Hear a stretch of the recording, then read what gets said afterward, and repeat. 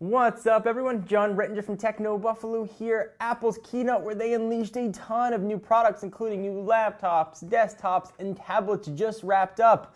Let me go ahead and give you a recap of everything you missed when you can get your hands on Apple's hot new gear.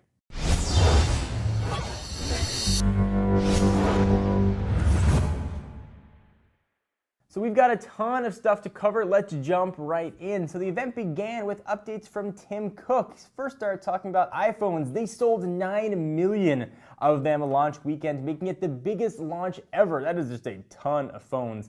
5 days after iOS 7 launch, over 200 million devices were running it.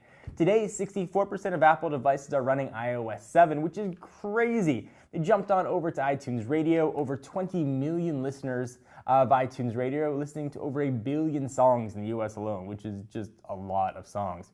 Apple loves to bring out the app developer number, and they've paid app developers now over $13 billion with a B, which is a lot of money. Of course, they talked a little smack on the competition, saying that the competition's confused. Netbooks turning to tablets and tablets turning to laptops, and they showed symbols and showed that really taking some digs at what Microsoft was doing with the Surface. And then they finally got to what's new, and they started with OS X Mavericks. Talked a lot about power efficiency of Mavericks. Said if you take the 13-inch MacBook Air that was just updated, install Mavericks on it, you'll get an extra hour of battery life, which is a lot. They recapped all the new features. There's a ton of them. But the best part of Mavericks is it's going to be free, which is kinda awesome. No matter what OS version you are on, Apple has a single-step upgrade for you. Any iMac or computer purchased from 2007 and on will work, and it's available today, which is kind of awesome. Then they moved on to the MacBook Pros, began at the 13-inch guy. Gone on a diet, it is now 0.71 inches thin and weighs a little bit less at 3.5 pounds. Of course, they updated the chips. It's not surprisingly running Intel's Haswell with the 4th-gen dual-core chip, including integrated graphics, which should be, at least according to Apple, 90% faster, which is extraordinary if true. Battery life has always been awesome in these computers, and that continues to be the case with 9 hours of battery life. They added the stuff you'd expect, 802.11ac, Thunderbolt 2, and all kinds of other goodness. Previous generation 13-inch MacBook Pro started at $14.99. Apple's given it a discount. It is now starting at $12.99. Using my keen math skills, that is a $200 savings, so that's always good. And shipping today if you want to get a new MacBook Pro for yourself. Then onto the big boy, the 15-inch. Powered by Intel Crystalwell 4th-gen quad-core processor. It's got the Iris Pro graphics, but if you want the GeForce GT 750M, that is going to be available. 9 hours of battery life, same stuff as the 13-inch Thunderbolt 2, 802.11ac, and that kind of stuff. But it also got a discount. Previous gen was $21.99. New one starts at $19.99. That includes a 1/4 terabyte drive of 256, and of course that is solid-state drive, which is a lot of space. Also shipping today. Then they got to the weird capsule-looking thing, which is a pretty awesome thing we saw at WWDC, and that is the Mac Pro. We know more about it now. It's less of a mystery. It's going to be running Intel's next-gen Xenon chip, the E5, coming in 6, 8, or 12 cores. Up to 64 gigs of DDR3 RAM. Dual workstation graphics. You can get the AMD Fire Pro graphics in there. Up to 1 terabyte of flash storage, which is ridiculous. I'll probably have to sell a leg in order to afford whatever that's going to cost. HDMI 1.4 is on board. It's going to support 4K TVs, and they went through and said how it's the best 4K editing machine. You can edit live 4K content and edit it as it's going, which is supposedly a pretty big deal. Introductory price. Guess. What do you think the introductory price is going to be for the base? If you guessed under $3,000 by $1, you'd be correct.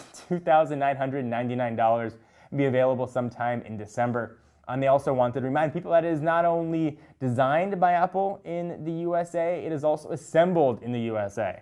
And that wrapped it up for Mac hardware. Then we went on to apps. They talked about new iLife apps, now 64-bit to take advantage of Mavericks and iOS. And the best part, though, they are now free with any purchase of iOS or Mac device, which is kind of awesome. You'll see that trend start to continue here as we move on to iWork, which is also free with the purchase of any new Mac or iOS device, which is pretty exciting. And then we finally got on to the piece de resistance, but everybody was there for anyway, the new iPads. Earlier this month in October, Apple sold its 170th millionth iPad. If you look back to the original iPad, I didn't think it was going to be that popular. 170 million is just a ridiculous amount of iPads. Even more ridiculous, over 475,000 new iPad apps. Let me get to the new stuff. The new iPad is called not the iPad 5, not the new iPad. It is the iPad Air, which kind of creates a brand new line of iPads. It's got the same 9.7-inch Retina display, but it's a super thin bezel as you'd expect. 43% less, in fact, than the previous version. Of course, since it's called Air, it's got to be thinner, 7.5 millimeters thin, or if you do the math, 20% thinner than the outgoing iPad 4. Previous generation iPad 4 weighed 1.4 pounds. The new iPad Air weighs 1 pound, which 0.4 pounds less. According to Apple, it's the lightest full-size tablet in the world, and it looks like a thinned-down iPad mini from the back. It's got the same A7 chip in the iPad 5S, which makes it 64-bit. It also has the M7 Motion coprocessor. It's got twice the CPU performance as the previous iPad. It's all the specs we saw from the A7 chip. 72 times graphics performance over the original iPad. MIMO, Wi-Fi, expanded LTE support. 5-megapixel iSight camera on the back with HD video. The improved iSight camera on the front. Dual mics, same 10-hour battery life, which is pretty awesome. Going to come in silver and space gray. No gold and no Touch ID. So if you're holding out for a gold version with Touch ID, you, sir, or madam, are going to be disappointed. The price, it's not cheap. $499 for a 16-gig Wi-Fi version, or $629 for LTE, which is the same as before. It'll be available November 1st. Oddly enough, the iPad 2 is sticking around. It's going to be $399. So for $100 less, you can get a couple years old technology, or spend $100 more to get the iPad Air. Seems like it only exists to convince you to spend more money. Like you go to the movie theater and you're like, I'll take a small drink. And they're like, well, for only a quarter more, you can get a trough of Coke. And you're like, well, I didn't want a trough, but for a quarter more, it seems like a good deal. And then we moved on to the iPad mini, which now comes with a Retina display. And you can tell I'm excited because my hands are moving like this. And it's going to be called officially the iPad mini with a Retina display. Spec for spec, it's pretty close to the iPad Air. It's now powered by the A7 chip. Pretty awesome 10 hours battery life, 5-megapixel iSight camera, new FaceTime HD camera, same colors, silver and space gray, no gold, and still no Touch ID, but the price went up a bit. $399 for the 16-gig Wi-Fi and $529 for the cellular one, which is kind of unfortunate. The old iPad mini used to be $329, which is also sticking around and is going to drop to $299. So essentially a $100 difference between the iPad mini with Retina display and the iPad Air. It won't be available at the same time though. They just said available later in November. And then we got to accessories. Crazy, crazy overpriced accessories. New covers for $39, new cases for a whopping $80, which seemed like a lot of money to spend for a case. So Apple introduced a ton of new stuff.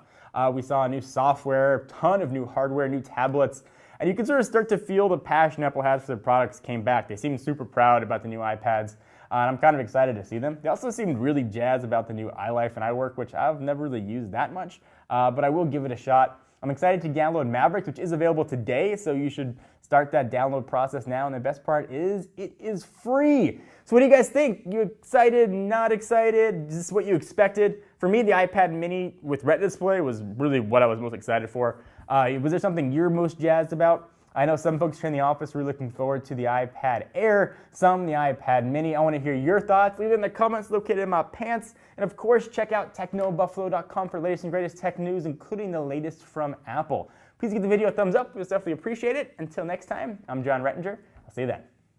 What's up, everyone? It's Ashley. Thanks so much for watching that most recent video. If you enjoyed it, please click on the word subscribe right underneath me to get tons more tech videos from us here at Techno Buffalo. We have got unboxings, comparisons, reviews, recaps, and everything else you can think of here on the channel. Now, if you're in the mood for more technology, just click right over here to check out some of our most recent videos. See you next time, humans.